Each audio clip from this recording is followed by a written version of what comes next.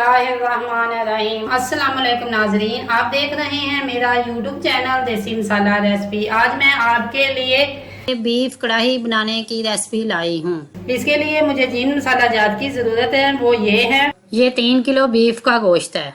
इसे मैंने धोकर अच्छी तरह रख लिया है। ये 4 से 5 दरमियाने साइज के प्याज हैं, एक टुकड़ा अदरक का और चंद जवे लहसुन के हैं, 2 लेमन, 4 से 5 सब्ज मिर्चें, पुदीना, सब्ज धनिया, कसूरी मेथी, 1 चम्मच गरम मसाला पाउडर, एक चम्मच खुश्क धनिया पाउडर, आधा चम्मच सुरख मिर्च दड़ा वाली, आधा चम्मच से कम सुरख मिर्च पाउडर है, 1 चम्मच हल्दी पाउडर, 1 चम्मच नमक, ये थोड़ी सी कलंजी है, और ये ब्लैक पेपर है आधा चम्मच।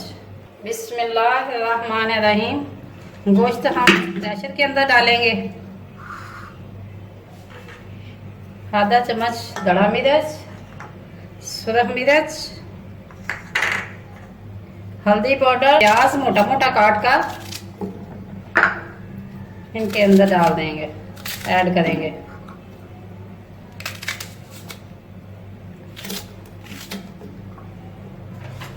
अगर आपने इसके अंदर टमाटर मैंने रेसिपी में इसलिए नहीं बताया क्योंकि मैंने टमाटो प्यूरी डालनी है। अगर आपके पास टमाटर है तो प्याज के साथ ही टमाटर काट कर इसके अंदर ऐड कर दें। लहसुन, 1 चम्मच नमक, 1 प्याली पानी। अब हम प्रेशर को बंद करेंगे और ये 10 से 15 मिनट में पकेगा। तो अब हम 10-15 मिनट के बाद मिलेंगे। 15 minutes later. अब हम चेक करते हैं कि क्या गोश्त हमारा गल चुका है।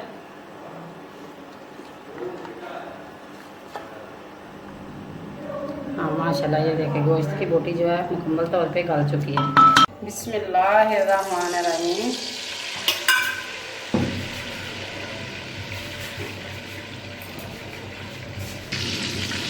बिस्मिल्लाहिर्रहमानिर्रहीम।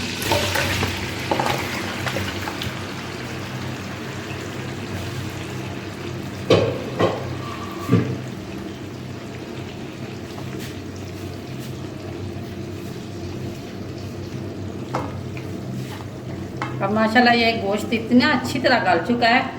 ये देखें, ये मैंने प्रेशर को 15 मिनट के लिए लगाया है। अगर मेरे प्रेशर के अंदर जो मेरे पानी है, घर का पानी है, इसमें तो बहुत जल्द गोश्त गल जाता है। अगर आपका गोश्त देर से गलता है तो आप उस मुनासिबत से पका लें। ये जो आज मैं कढ़ाई बना रही हूँ ये बीफ कढ़ाई है। आधा चम्मच हल्दी पाउडर, 1 चम्मच सुरख मिर्च पाउडर, आधा चम्मच दड़ा मिर्च कुटी हुई,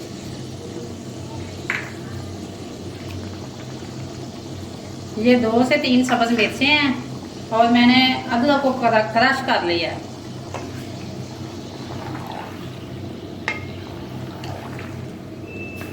क्योंकि आज ये जो वीडियो मेरी बन रही है ये सिलेंडर पे बन रही है। आपको पता है सिलेंडर की आग और चूल्हे गैस की आग में बहुत ज़्यादा फ़र्क होता है।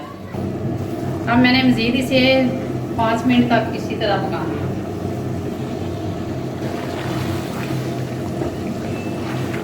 ये बीफ की जो कढ़ाई है माशाल्लाह बहुत ही अच्छी और मज़ेदार बनती है। आप मेरे स्टेप को ज़रूर फॉलो किया करें और मुझे कमेंट में अपनी राय से आगाह किया करें ये कैसी बनी है। ये इस तरीके से आप कढ़ाई को ज़रूर बनाएं और इस टेस्ट का भी आप लुत्फ़ उठाएं।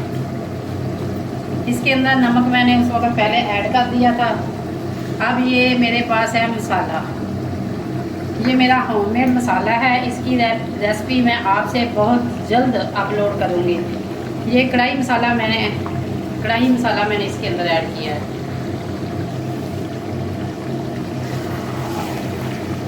इसको अब मैंने मज़ीद इसी तरह के अंदर 2 से 3 मिनट फ्राई करना है। फ्लेम जो है वो मैंने नीचे दरमियानी रखी हुई है। ये 3 किलो की रेसिपी है। ये बीफ गोश्त जो है ये 3 किलो है।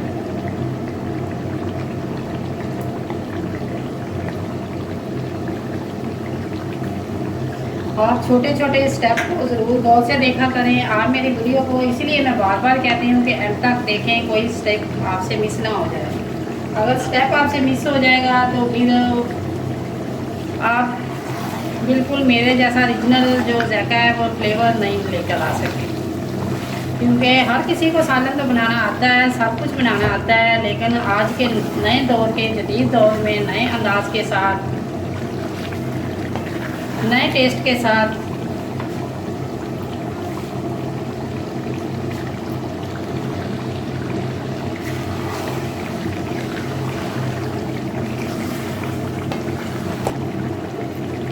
आधा चम्मच कुछ धनिया पाउडर और आधा चम्मच गरम मसाला पाउडर।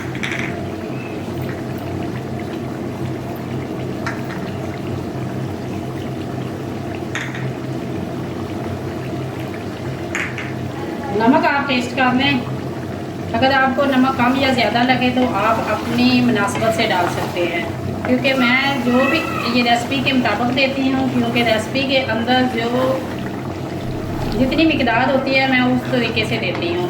लेकिन आपका टेस्ट और फ्लेवर, जो कुछ चटपटे खाते हैं, कुछ दरमियाना खाते हैं, और कुछ नमक भी इसी तरह का हिसाब है कि कुछ नमक कम कुछ ज़्यादा खाते हैं।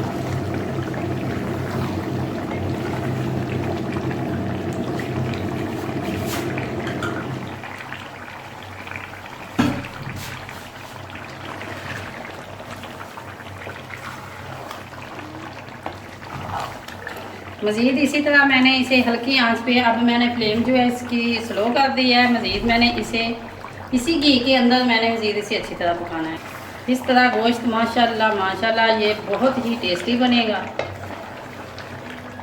और इसकी खुशबू बहुत प्यारी आ रही है। 5 minutes later. मेरे पास टमाटो प्यूरी है, ये कम से कम 5 से 7 टमाटरों की है।